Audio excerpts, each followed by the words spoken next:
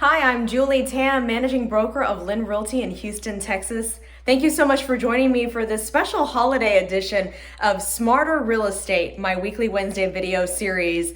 So of course, Christmas is upon us and then the new year. And today I've got a special topic for you that is surrounding the holiday season. And that is if you are listing your home for rent or for sale at this time of year or trying to buy a new home, some considerations. And I'm also going to take you on a special tour through some of the holiday decorations in our home. So this should be a fun one. And one note, I will be off for the Christmas and New Year holiday, and so there will be no video next 2 weeks.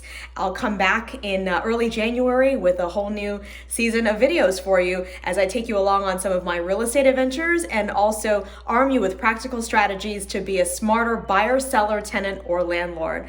All right, come on, let's go. So you saw the little bell we've got there. I'm not going to show you everything in our house because we do have quite a bit of decorations, but just some of the main areas. We have these beautiful holiday sprays that are hanging at the bottom of our staircase. And as I take you through our home, I'm going to talk to you about some of the considerations. So we've got this little holiday village.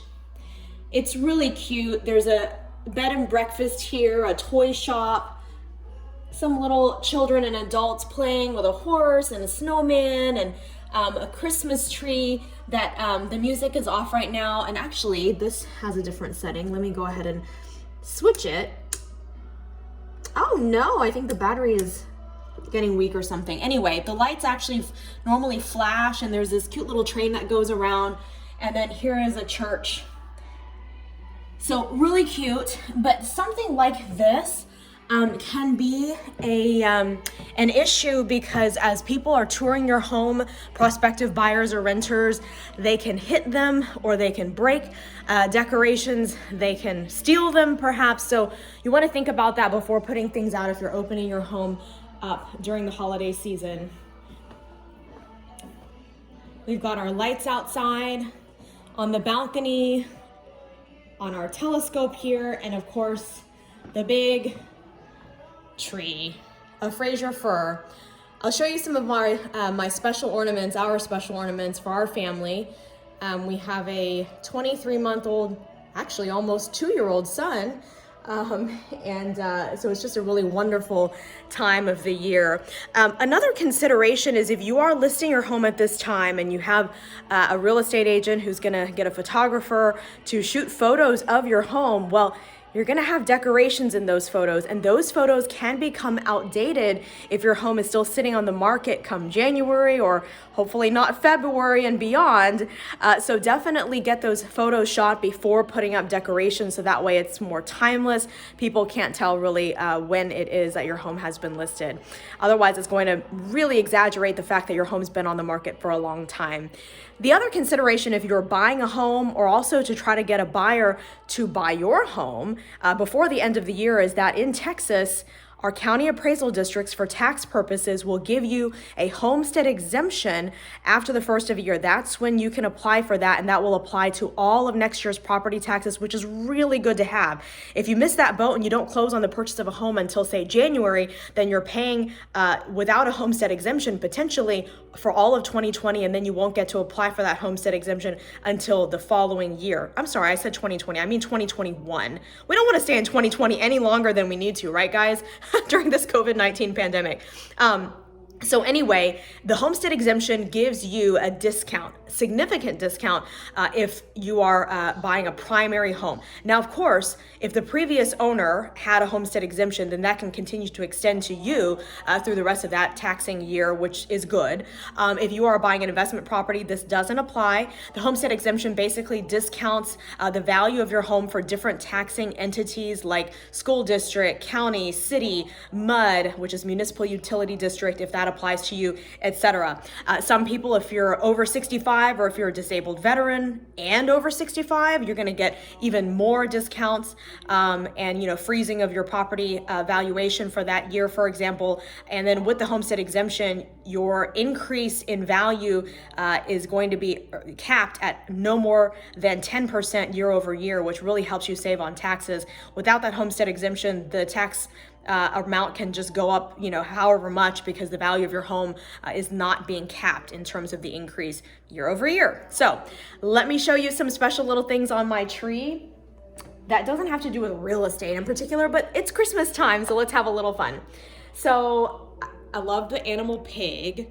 Really, it's not necessarily my favorite animal anymore, but it was growing up, so I have a lot of pig ornaments. My tree is not a particular theme. You see people's trees where it's like, blue or silver and gold or whatever. Mine is, the color is kind of silver and gold, but really there's not a continuous theme throughout the entire tree. My tree is really a collection of our lives. A lot of it is from my mom and me. Just growing up, ornaments collected over the years. So it's really special, a lot of memories, a lot of nostalgia, and also ornaments from travels, whether domestically or abroad. Here's a cute little Hilton Head Island lighthouse with a cute little crab. This is actually from my husband and my travels. A friend of ours gave us this gloriously large owl, which represents our alma mater, Rice University, the mascot. We have this little starfish, cute little ornaments like this silly cupcake. The nutcrackers that we have here, representative, of course, of Christmas, but also my history with the Houston Ballet. I danced in the Academy, which is the school for the students, for about 10 years growing up in Houston.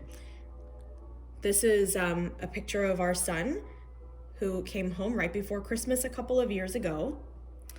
That's when he was born. And I've got just ornaments throughout the years, like little craft ornaments like this, made in 2004 with my then boyfriend. Yeah, he was my boyfriend, who's now my husband. And my mom doesn't put up a Christmas tree anymore, so I really have all the ornaments that I grew up with. She's given to me. This is a really old Santa Claus vintage ornament. There is no such thing as Santa Claus. Sorry, folks. I've never believed in Santa. I'm a Christian. The miracle of Christmas is big enough in and of itself, the birth of Christ. We don't need Santa Claus to make Christmas what it is. But these are things that I already had, and so they're on the tree. A point shoe. The brand Block, very appropriate. That's a popular brand of point shoe that we had going through Houston Ballet. Just some, ornaments that are more generic and pretty.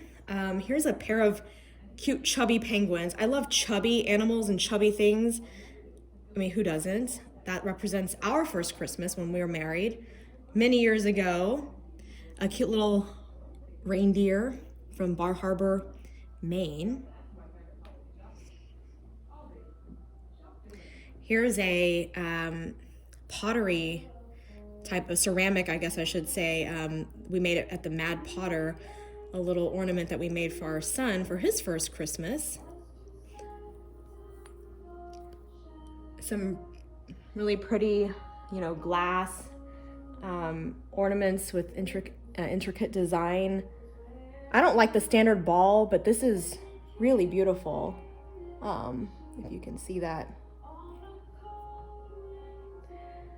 Of course, being a Rice alum, I've received some of these over the years from the university due to my volunteer and leadership service as an alum.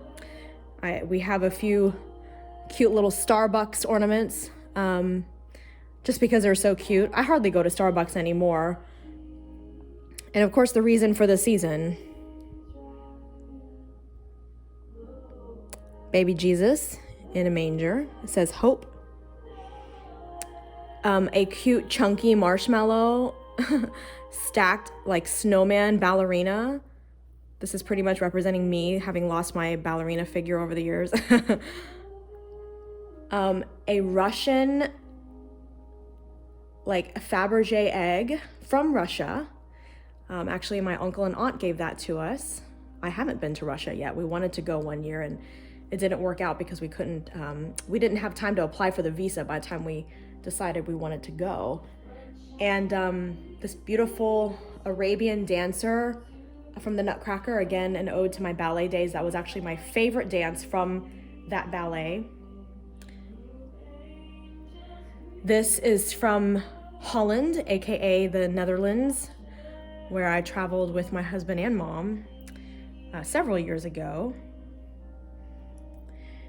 And notice that our fragile ornaments are on the bottom half of the tree. This is a 7.5-foot tree. So our son is almost 3 feet tall, pretty much, and so he can reach to about the 4-foot mark. And we don't want him to break stuff, so non-breakable items are at the bottom half, fragile items at the top. We actually have a lot of fragile ornaments, glass and, you know, crystals, like this really nice glass ornament that says "Bless our home."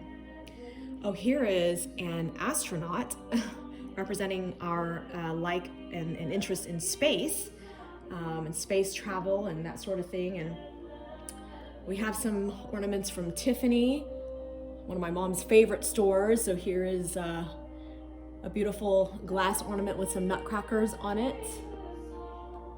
Here's another glass ballerina. Let me see.